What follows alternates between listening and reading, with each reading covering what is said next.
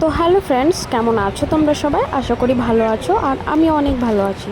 তো এটা হচ্ছে অষ্টমীর দিনকার ভিডিও। অনেক ব্যস্ততার জন্য আমি ভিডিও এডিট করতে পারিনি, তো তোমাদের সাথে শেয়ারও করতে পারিনি।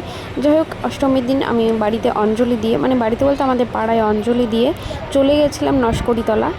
তোমরা সবাই জানো যে নস্করিতলা কতটা জাগ্রত মায়ের মন্দির। তো সেখানটায় আমরা চলে গেছিলাম 4-5 জন মিলে। তো অবশেষে অনেক ভিড় ঠেলাঠেলি করে এই যে মায়ের দর্শন পেলাম। তো মায়ের দর্শন পেয়ে মনটা যেন জুড়িয়েই গেল, এত সুন্দর লাগছিল। আর মায়ের যে সাজ, অপরূপ সাজ দেখে আরও মনটা ফ্রেশ হয়ে গেল। তো যাই হোক, ভিডিওটা দেখতে থাকো, আর ভিডিওটা কেমন লাগছে অবশ্যই তোমরা কমেন্টে জানিও। তো তারপর আমাদের ঠাকুর দর্শন করার পরে দেখো এদিকে বৃষ্টি শুরু হয়ে গেছিলো। মানে ফার্স্ট টাইম এত খারাপ লাগছিলো যে ঠাকুর দেখতে এসেও বৃষ্টির জন্য দাঁড়িয়ে আছি। এদিকে দেখো প্রচুর পরিমাণে বৃষ্টি হচ্ছিলো। তো এত পরিমাণে বৃষ্টি হচ্ছিলো কিছু বলার নেই। তো এদিকে দেখো সবাই দাঁড়িয়ে আছে মন্দিরের প্যান্ডেলে, অনেকে দোকানের দাঁড়িয়েছিল। আমরা যাই হোক প্যান্ডেলে দাঁড়িয়েছিলাম। এটা ভালো যে অনেকটা জায়গায় প্যান্ডেল করেছিল বলে দাঁড়ানোর জায়গা পেয়েছিলাম, না হলে এত লোক ছিল তো দাঁড়ানোই মুশকিল। এদিকে দেখো প্রচণ্ড ভিড় ছিল, তবু তার মধ্যে আমি একটু ভিডিও করে নিচ্ছিলাম। তো তারপরে আমরা মন্দির থেকে বেরিয়ে বৃষ্টি কমার পরে একটা রেস্টুরেন্টে খেতে গেছিলাম। তো খাওয়া দাওয়ার পরে এদিকে একটু ভিডিও করে নিচ্ছিলাম। আর তারপরে এটা চলে গেছিলাম কেচুয়াডাঙ্গার সাইডে। তো ওই দিককার যেতে যেতে আর একটা, এই জায়গাটার নাম ঠিক আমার মনে নেই।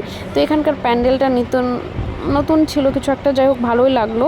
তো আমরা ভেতরে ঢুকে গেছিলাম। ভেতরে ডেকোরেশনটা দেখো, দারুণ লাগছে। আর এদিকের প্রতিমাটা দেখে তো আমার খুব ভালো লেগেছে। তো এটা কমপ্লিট হয়ে মানে সেকেন্ড প্যান্ডেল দেখা কমপ্লিট। তো তারপর আমরা চলে গেছিলাম অন্য আর একটা প্যান্ডেল দেখার জন্য। তো এদিকটা সেজন্য আমি একটু ভিডিও করে নিলাম।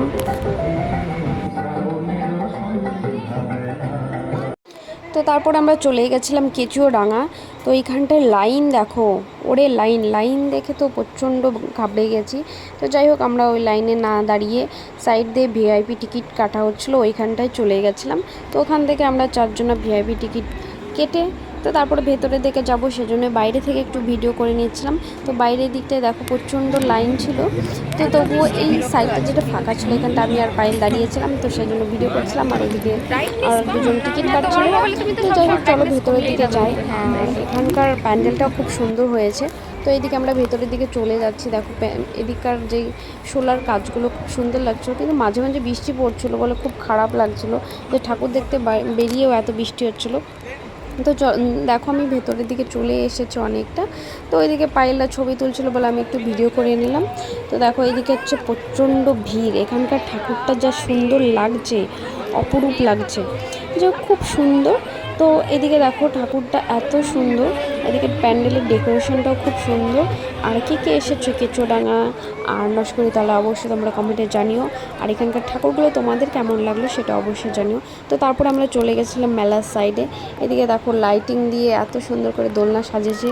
যে আমি কোনো দিন এটাতে চাপি না, আমার প্রচণ্ড ভয় লাগে, দূর থেকেই দেখি। তো তোমাদের কার কার ভয় লাগে সেটাও অবশ্যই তোমরা বলো। তো তারপরে এই দিকটা ভেতরের দিকে চলে গেছিলাম। অনেক দোকান বসেছিলো, অনেক সুন্দর সুন্দর জিনিস কিনে উঠেছিল।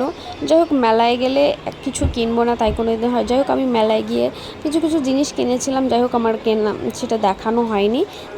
তো এটা হচ্ছিলো তারাপুরে প্যান্ডেলটা করেছে কাশীর যে বিশ্বনাথ মন্দির আছে সেইটা। এটাও খুব সুন্দর লাগছিলো। তো এখানে ঠাকুর দেখে আমরা বাড়িতে চলে এসেছিলাম। তো কে কটা ঠাকুর দেখেছো অবশ্যই কমেন্টে জানিও। তো আজকের ভিডিওটা এই পর্যন্ত, দেখা হচ্ছে পরের ভিডিওতে। আর সবাইকে জানাই বিজয়া দশমীর শুভেচ্ছা।